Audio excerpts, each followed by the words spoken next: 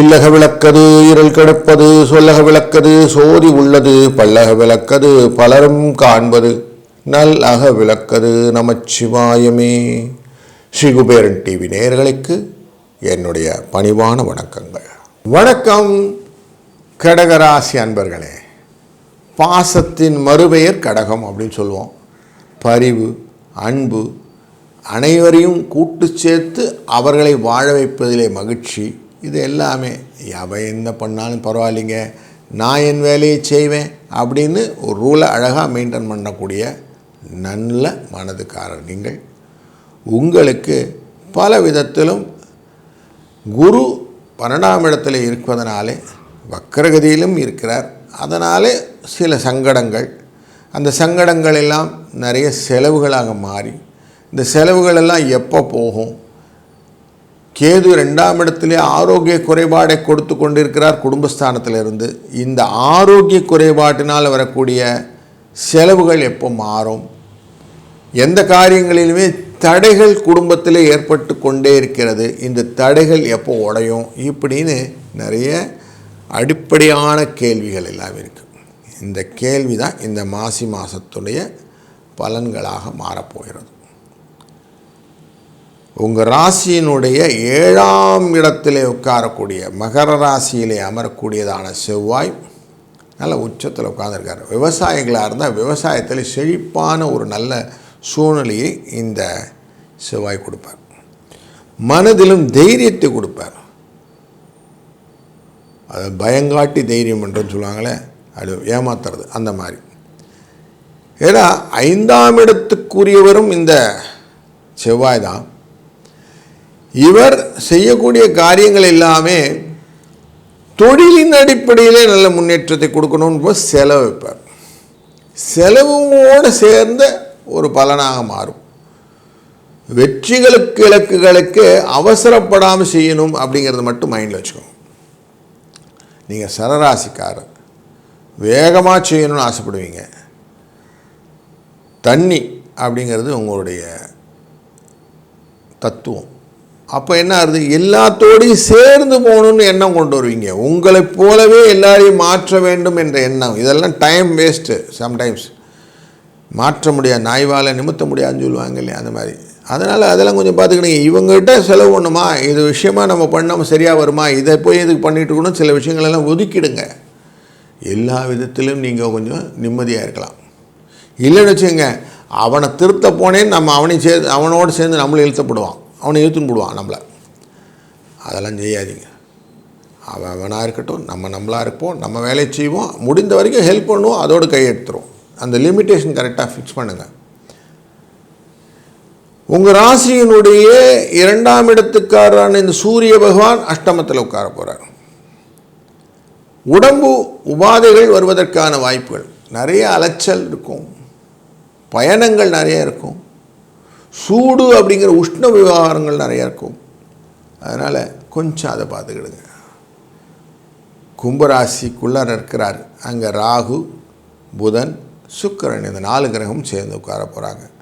இந்த 4 கிரகமுமே உங்களுக்கு நல்லது செய்ய போகிறது இல்லை, எக்ஸப்ட் சுக்கிரன். அப்போ உங்களுக்கு நிறைய விஷயத்தில் காஷனாக இருக்கணும்.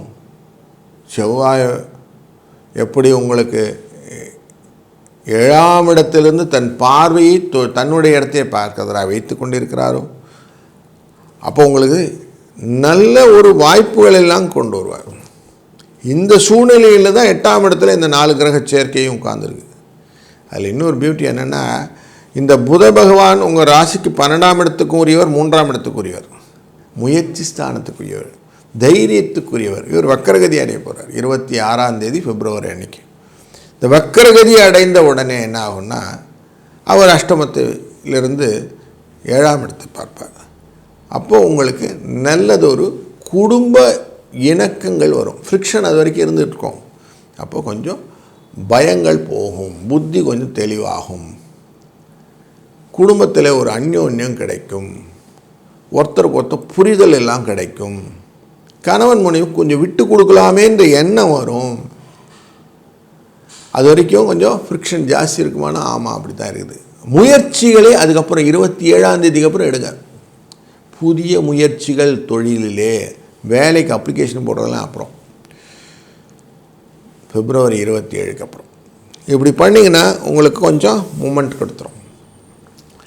இந்த பிப்ரவரி 23ஆம் தேதி வரைக்கும் செவ்வாய் உச்சத்திலிருந்து அவரும் கும்பராசிக்குள்ளே வந்துடுவார்.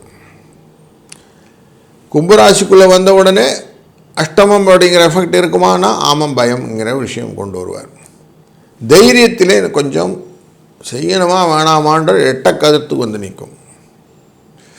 ஆனால் நீங்கள் பலகால் உள்ள ஒரு ராசி, அதனாலே எதையுமே கேர்ஃபுல்லாக பார்த்து பண்ணிட்டீங்கன்னா ஜெயிச்சுடலாம்.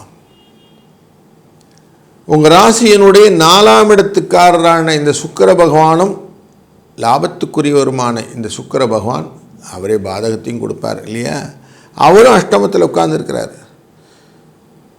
மற்றவர்கள் மேல் அதிகப்படியான பாசங்கள் உங்களை மாற்றி விட்டுரும். அதனால் ஓவராக பாசம் வைக்கிறதெல்லாம் வேணாம். குழந்தையாக இருந்தாலும் சரி, கணவன் மனைவியாக இருந்தாலும் சரி, நண்பர்களாக இருந்தாலும் சரி, சகோதரர்களாக இருந்தாலும் சரி, உறவுக்காரங்களாக இருந்தாலும் சரி, ஓவர் பாசம் உடம்புக்கு ஆகாது. இதை வச்சுக்கோங்க. 6ஆம் இடம் அப்படிங்கிற குரு இருக்கக்கூடிய தனுசு ராசி, குரு ஏற்கனவே நமக்கு 12ஆம் இடத்துல வக்கரகதியில் உட்கார்ந்துருக்கிறாரு. வெளிநாட்டு வர்த்தக தொடர்புகள், மறைமுகப் பொருட்கள், கொடுத்த கடன் திரும்பி வராதற்கான வாய்ப்புகள், பிரயாணங்கள் மூலியமாக செலவுகள், நிறைய அலைச்சல்கள், சண்டை சச்சரவுகளிலே சில பிரச்சனைகள், எழுத்து மூலியமாக வரக்கூடிய டாக்குமெண்டேஷனில் சில சிக்கல்கள் இதெல்லாம் இருக்கும். அதெல்லாம் கொஞ்சம் கேர்ஃபுல்லாக பாருங்கள். ஏதாவது சொத்தெல்லாம் வாங்குறதா வில்லங்கம் கரெக்டாக செக் பண்ணிக்கிடுங்க. எதுவுமே கரெக்டாக பார்க்கலேன்னு போய் நிற்கும். சனி பகவான் நல்ல ஒரு ஸ்திதியில் உட்கார்ந்துருக்கிறார். உங்கள் ராசியினுடைய 9ஆம் இடத்துல உட்கார்ந்துருக்கிறார்.